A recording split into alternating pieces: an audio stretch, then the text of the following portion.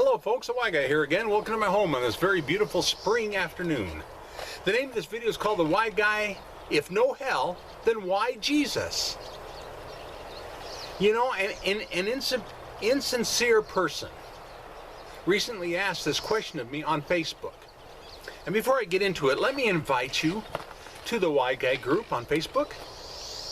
You know, myself and the admins ask of you 3 questions for you to join. Simple questions. Question 1, have you ever wondered why you believe what you believe? That's why I started the Y Guy. These videos is because I asked myself that same question years ago. And question 2, would you like to have a safe place to discuss it? You know, that group is full of some of the most kindest, wisest, non-judgmental people I have ever come across. And they're very knowledgeable too about history, church, and the Bible. Can't say enough, folks. They're not going to jump all over you if you don't agree with them, because I'm sure that I can't tell you how many things I'm sure there's a number of posts that I put that they're like, oh well, he's on another kick. Here he goes. They don't judge me for it, but they're at least willing to discuss it. And that's the whole point. Would you like to have a safe place to discuss what you believe? Okay? And then question 3 is, are you willing to admit that we all see through a glass dimly, which is why we should all remain humble and teachable, because none of us know, frankly, none of us know very much at all, to be honest, and we need to admit that. And some of your Bible versions say that we see in a mirror darkly as a reflection back to us of who we really are in God. That's a whole other video, all right? But anyway, this insincere person asked me this question, and see if these questions don't sound familiar to you, okay? If there is no hell, rather, what is one saved from? In other words, why did Jesus choose to die, and why do we need him? How do I know that at least this person wasn't sincere? Is because they later on refused to address any of my answers, as if I never answered. I kid you not. There wasn't one thing, and I'm going to share essentially how I responded. I'm going to share on this video, which frankly, some of my response is very thought-provoking. But did it provoke any thoughts, any further discussion with this person? No. All they wanted to do was push a hell narrative. Never once addressing anything. It's as if I wrote nothing. Okay? That's how you know if it was sincere or not. Okay? So don't even play their game. Don't even go there. Leave them in God's hands and move on to someone who is truly seeking answers. And you can tell when somebody's really seeking answers or not, is because of how they respond. If they respond of push hell, hell, hell, hell, hell, and not even consider God's love in the whole mix, you know that God's not involved. However, God is involved, because when he puts that little clicker, that's what I call it, a little clicker inside of the heart of a person, that kind of lets them feel, it makes them feel a little uncomfortable with what they're being taught in Christendom. Now, don't get me wrong, Christianity overall is full of some very kind, loving people. They really are, okay? But doctrines of men have a way of perverting those kind, loving people, and making you... Anyway, let's move on. First, let me say that this question that this person asked, the question itself is an awesome question, and I wish more people would ask it. I really do. Sincerely ask it, I should say. So Jesus came to save us. Here's the answer. Jesus came to save us from a life without knowing about God's love.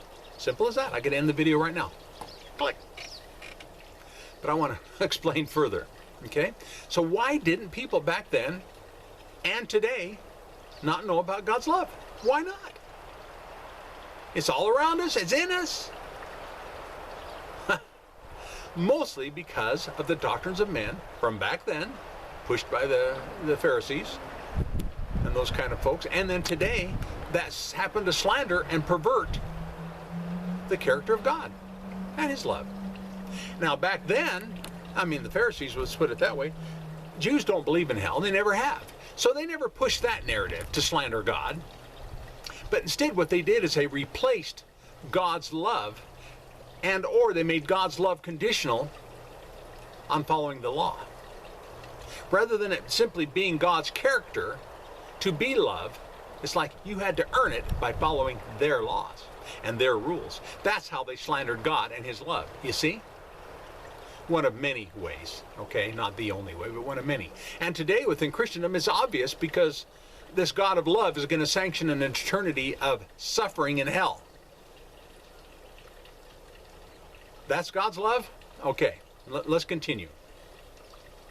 Jesus demonstrated how his life and his bond that he had with his Abba Father is what our relationship truly was back then and is this very moment. Okay? But people just don't know it. He came to save us from our own violent passions, spoken about in the Greek New Testament of Romans 5:9. Okay, there's a problem, however, though, is because the vast majority of people are reading from a perverted Latin-based Bible. And in that very same passage in those perverted Bibles, it says that Jesus came to save us from the wrath of God.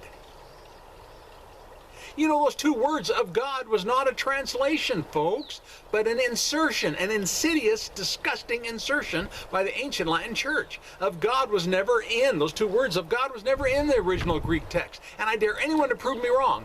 And besides that, not only that, common sense tells you, just read the accounts of Jesus' life and his relationship with his Abba Father. Was he continually going around going, ah, the wrath of God, ah, gotta watch out for the wrath of God, ah? You see, if he came to save us from that, wouldn't his life actually portray that in some way, in any story, anywhere? It never happened, folks. And yet the vast majority of Christendom believes that Jesus came to save us from the wrath of God, and the wrath of God is what endorses the hell doctrine. You see? You see? I'm just trying to use some common sense. And I went off on a tangent. Sorry about that. But anyway, I dare anyone to prove this wrong, that it was an insertion and not a translation. I dare anyone to even try. So when you look up wrath in the context of that verse of Romans 5:9, the context, the very verse starts out and explains the context, is while we were yet sinners. That's the context. And the Greek concordance defines us as being saved from our own wrath. Our wrath. Okay, understood as in our own violent passions, which defines while we were yet sinners. Get it? I mean, it actually makes sense. Also, so consider this. This is coming close to a close here. Very short video. In addition to saving us from ourselves, essentially, he mainly came to save us to have a relationship with God. Guess what? Just like the one Jesus had. Jesus came to save us to have a vivified life. Was Jesus' life vivified or not? Was he and the Father that close, tight? That is a vivified life, folks. An aeonian life, which is in the original Greek text that the ancient Latin church perverted. Once again, mainly due to Augustine, they perverted it to say an eternal life. What's so great about an aeonian life, a vivified life, a quality of life, is it's not about the eternity. It's about right now. You see? And yes, it's going to last for an eternity too. I mean, we get the best of both deals, folks. Okay, lastly, ask any of your hell-believing friends and family members these two questions, okay? If hell didn't exist, is your life any better for knowing him? This is to answer the question of, if there's no hell, then why Jesus? If hell didn't exist, is your life any better for knowing him? It's a simple question that a small child could understand. And then follow it up with, isn't that a good enough reason to need him? As this guy says, originally said, why do we need him? Do you want Jesus to simply be a fire insurance salesman? Is that what you want? Is that the kind of relationship you want to have? Or do you want a loving friend? Some might be thinking, well, why not both? Why can't you be a fire insurance salesman and be our friend too? If you think that way, you've completely missed the point of why Jesus came in the flesh and blood as the flesh and blood expression of God's love. Because God's love isn't not gonna be a fire insurance salesman. Because the only fire that God's going to use is his holy fire, the lake of fire, the passion, the experience, the process of purifying us with his presence, which is holy fire. I don't want to be saved from that. I want that. I want the lake of fire and God's passion and his cleansing fire in my life. I want that. I'm not afraid of it. I'm not going to run from it. By the way, the lake of fire is not hell, and it's not in hell, and it has nothing to do with hell, okay? It's part of God's love and passion. But that's another video, okay? Again, if you're thinking this way, what's worse is how you're still believing that Jesus came. Somehow, in the back of your mind, you're still believing that Jesus came to save us from God's wrath. If you think that way. Since it takes God's wrath to endorse an eternity of suffering. Okay? Did that make sense in closing this video? So I've already asked you to check me out on Facebook, so now I'm going to ask you to leave a thumbs up, thumbs down, and any comments that you leave, make sure they're polite. And if you are in disagreement, which is a good thing, by the way, just be sincere with your disagreements. That's all I ask, and polite. Those two things, okay? And check out the Show Me More section of this video before you turn off this video. Check it out. I'm going to leave 6 links. Look at them, would you? Thank you so much for viewing.